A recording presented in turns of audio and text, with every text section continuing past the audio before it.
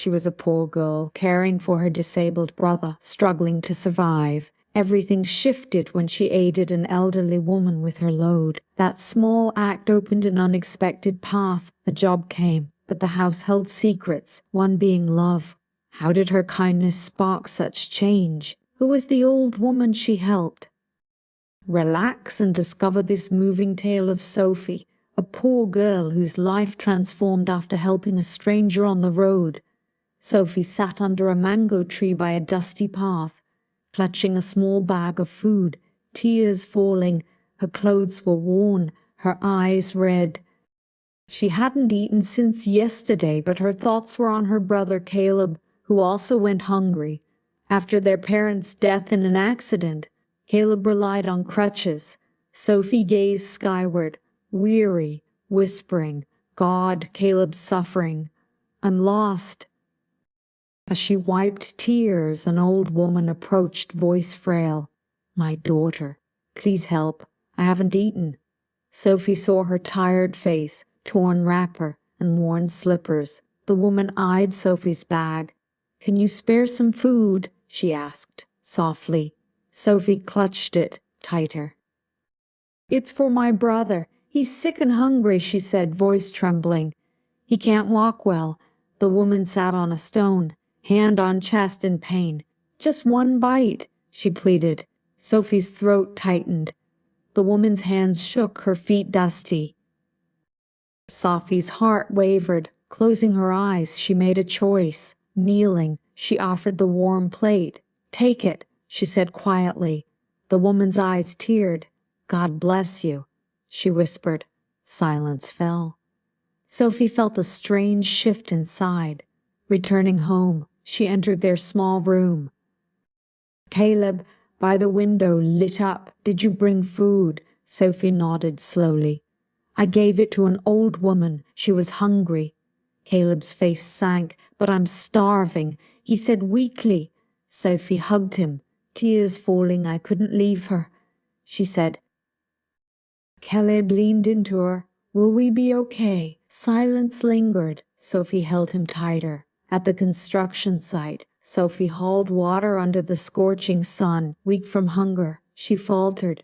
Resting under a tree, she dozed off. Mr. Amos, the supervisor, found her. "Sleeping while others work," he shouted. Sophie startled awake. "I'm sorry. I was tired," she stammered. "Lazy." He barked, dismissing her. Pleading failed. She left, tears streaming, legs shaking, at home. Caleb saw her distress. What happened? She sank to the floor. "I lost the job." They sat in silence, Caleb whispering, "Mom, Dad, we're suffering." That night, Sophie stared at the leaky roof, praying, "God help us. Caleb needs food, a doctor." Sleep took her next day. In the city, she saw a sign. "Housekeeper needed." Her heart raced. She knocked at the gate. A guard eyed her.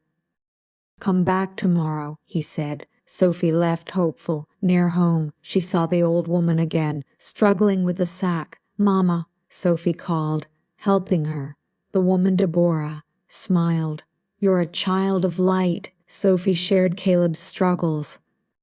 "I even saw your kindness," Deborah said. Next morning, Sophie arrived early at the big house. The guard led her to Mr. Sampson, who hired her to clean daily. Overjoyed, she ran home. "Caleb, I got the job." He hugged her, tears falling. "We can save for your surgery." Days later, they walked together, Caleb on crutches. Seeing Deborah with heavy bags, Sophie helped. Deborah blessed Caleb, saying, "You'll walk again." They smiled, walking on. Sophie worked diligently at Sampson's house, cleaning thoroughly. He noticed her quiet dedication. One evening, tired, he found yam porridge she'd cooked with a note. "I thought you'd be hungry." Cooking wasn't her job, yet she cared. Sampson, touched, whispered, "Who are you?" "Sophie." He spoke to his mother, who urged him to find a good-hearted wife, hinting at someone she'd observed. Sampson watched Sophie, his heart stirring. Her calm, gentle ways captivated him. His mother visited, and Sophie froze. It was Deborah. "Mamate," she gasped. They stared, shocked. Samson, confused, asked, "You know each other?"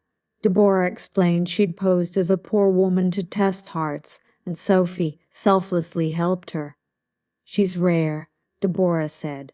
Samson, silent, retreated to his room, heart full.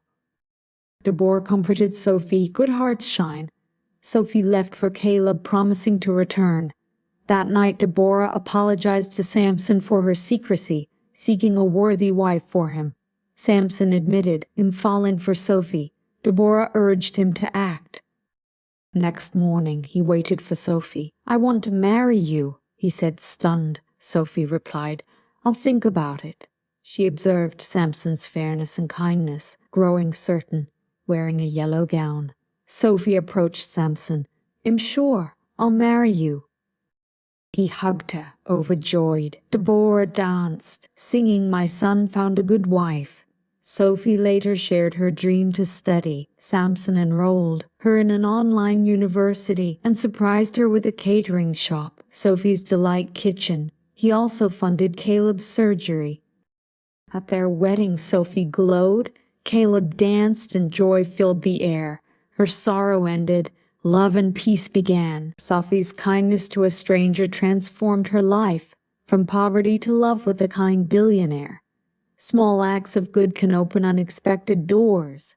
Never stop being kind, even unseen. Which part moved you most? Share below. I'll read and reply. Subscribe for more stories, like, and share.